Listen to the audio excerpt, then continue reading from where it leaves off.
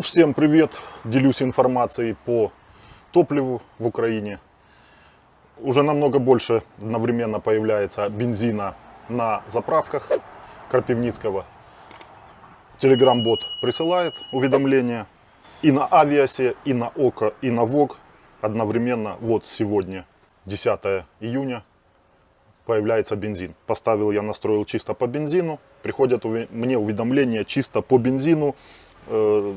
Вариант наличка, ну и расчет, и банковские карты. Кстати, вчера заправили на ОКО днем. Среди дня прямо ехали мимо и заправились дизелем. Правда, 15 литров лимит, но все равно без очереди. Я прямо удивился. Ну, дизель подоступней, конечно, будет, чем бензин. И, наверное, чем газом заправиться, дизелем подоступней. Интересный момент, и я думаю, многим будет полезен.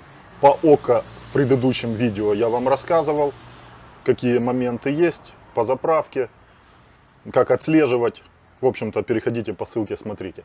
ОКО тему уже закрыли пока на данный час у них приложение некорректно работает. То есть отследить информацию именно по приложению, поехать на заправку и посмотреть наличие бензина, ну, невозможно.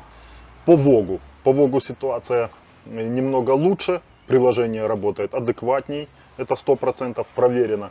То есть ты утром заходишь, посмотрел, ага, на ВОГе, на такой-то заправке есть бензин.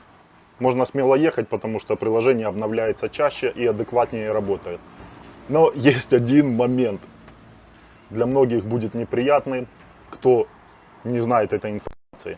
ВОГ работает с 6 утра до 21:00 вечера. Ты приезжаешь, к примеру, занять очередь в 5 или в 6. К 6 приезжаешь, а там уже очередь стоит сумасшедшая. Люди стараются выезжать пораньше. В нашем городе в 5 утра заканчивается комендантский час. Люди уже в 4 выстраиваются в очередь. За нарушение комендантского часа есть штрафы. Полиция может смело вас остановить и выписать штраф. От 170 до 510 гривен это первый раз. Последующие разы штраф чуть ли не до 1700 гривен.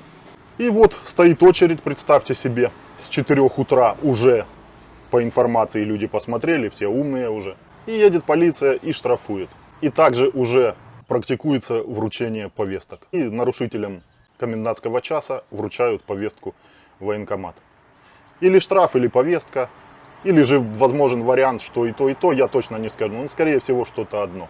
Это не только касается людей, которые вот приехали и встали в очередь за бензином в 4 утра, нарушили комендантский час, а и те, которые передвигаются пешком по улицам.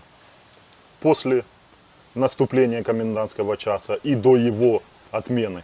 Также вы можете быть оштрафованы. Топливо в Украину из западных стран заходит.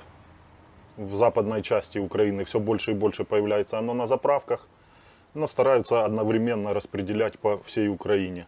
Понятно, что в маленьких населенных пунктах, наверное, оно полностью сейчас отсутствует. Вы пишите в комментариях обязательно. В областных центрах как-то вот стараются все-таки разгрузить этот дефицит. Ну вот я анализирую по своему городу. На ВОГе было, а сегодня уже и на ОКО, и на Авиасе. БРСМ пока молчит. БРСМ пока что-то там газ завозили, но по бензину пока сухо. И немного позитива. ВОГ отменил, запретил даже, можно сказать, заправку в канистры. Человек пришел заправиться с маленькой канистрой бензин для газонокосилки. Ему не разрешили, но наших людей просто так не возьмешь. Он приехал на заправку на газонокосилке, чтобы заправить полный бак.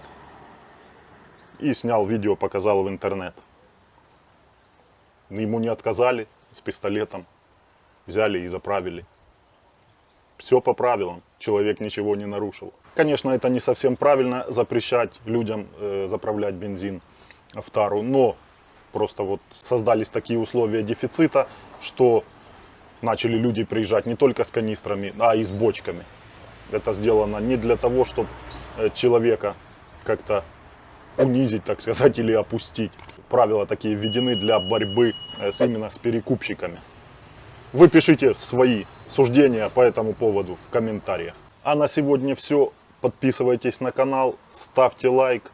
Слава Україні і все буде добре.